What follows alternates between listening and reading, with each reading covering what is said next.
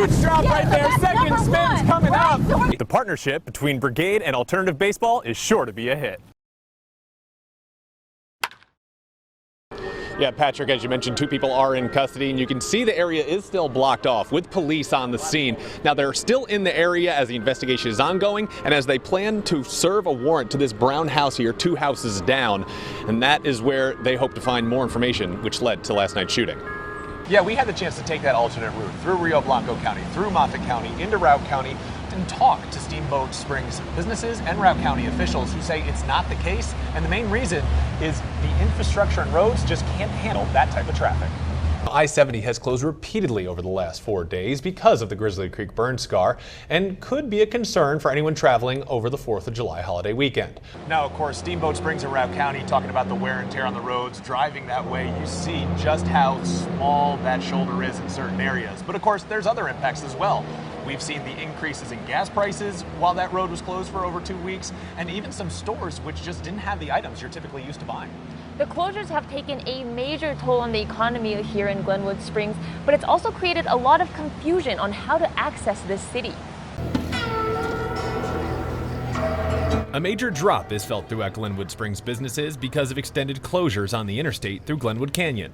Well, no one was coming to Glenwood Caverns Adventure Park, that was for sure. While it was closed, we had about a 50% reduction in our business. We were down a little bit in our business. About a 50% cancellation rate across the lodges and attractions. Lodges and attractions weren't alone in feeling the impacts of the road closure. Restaurants were reporting about 25 to 30% drop in their revenues. Seeing less customers was frustrating enough for Glenwood Springs businesses, but that frustration was magnified by mixed messaging about the ability to get to the popular destination. The messaging that came out of the Front Range was a little confusing. People were not aware that you could still get here from Rifle to Glenwood Springs. It sounded like only one lane was open, both directions. It sounded like it might be on one deck or the other, and that wasn't the case at all. But that wasn't true. It was open the entire time, and that kind of deterred people from coming to Glenwood.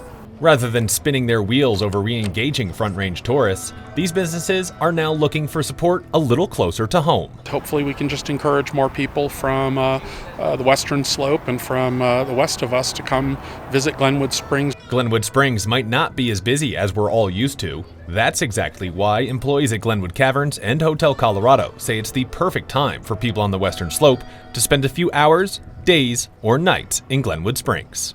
Glenwood Springs thrives on tourism, especially in the summertime. You know, we are tourism in the winter, but we really rely on people coming to enjoy this beautiful area. You can certainly get into the hot springs without waiting in a line right now, so it is a great time to come because you're not held up by larger crowds. You heard Russ, red flag warnings. It is fire season, and with that comes fire closures. Highway 139 in Loma is closed just north of Q Road as a wildfire rages 20 miles south of Rangeley. Now, this is one of many closures in the area from what is being called the Oil Springs Fire. Now, the Oil Springs Fire, which is about only 500 acres on Sunday, grew significantly overnight. At last report, it's more than 5,000 acres with spot fires crossing Highway 139. Dry conditions, some of these fuels, and wind continue to stoke this fire behavior. And we're being told smoke is visible from Highway 139, Highway 64, both Rangeley and Meeker, as well as surrounding areas. Utah's Pack Creek Fire now 58% contained. However, crews will be facing red flag conditions in the area on Tuesday. You heard Russ mention it a moment ago. Now, the Pack Creek Fire is just under 9,000 acres burned in total after the weekend, and this video shows some of those conditions from late last week. Now, the fire started with an unattended campfire back on June 9th. Currently, the Pack Creek Fire is the 3rd largest burning in the state of Utah. Rob, good evening. You know, with all the energy on the streets, you can really feel that baseball is America's pastime. But in Colorado, with the 2nd highest voter turnout, it's possible the state's pastime is voting. The All-Star game is here, that they celebrate that, and they know and understand that when it comes to democracy, there are no sliders, there are no curveballs. Colorado offers a glimmer of hope with its voting laws and a history of successful elections.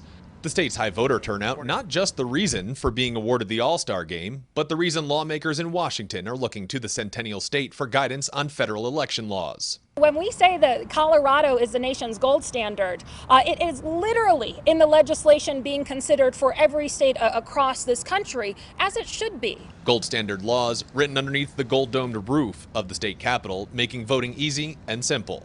Access to mail ballots, early voting guaranteed, automatic voter registration, same-day voter registration, a paper ballot. Colorado is celebrating the inclusivity of its elections, while dozens of other states put more restrictive laws in place, which many say directly impact minorities. Colorado has came together and they made it not a black issue necessarily, a brown issue, or a white issue, but a people issue. Allowing mail ballots for all voters addressed the people issue. Secretary Griswold says it increased voter turnout statewide equally among Democrats and Republicans, but most importantly, provided a voice for those often disenfranchised. A 13% increase in participation among black voters, 10% among Latino voters, and 16% for voters under the age of 34.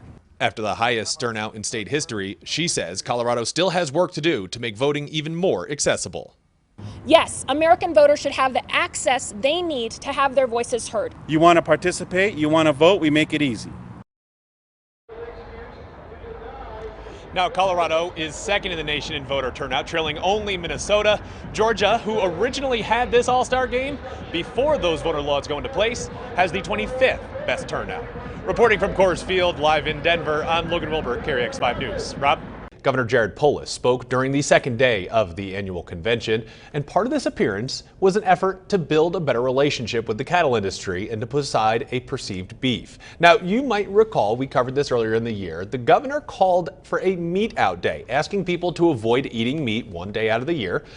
Much of Western Colorado responded with a meat in day, hosting barbecues and showing support for Colorado ranchers. As Lena Takata reports, the Cattlemen's Association has certain things they want to accomplish, all with the support of the governor. I hear there may be a chance, Russ, that we're going to see some rain help out with some of these conditions, but it's not as good as it sounds. Yeah, I heard you say. Well, we still have... Now, Mesa County Public Health, it's urging people to get vaccinated sooner rather than later. It's part of the goal to reach 70% of the eligible population being vaccinated. Now, part of it is because of the Delta variant. It's a COVID-19 strain rapidly spreading throughout Mesa County and western Colorado.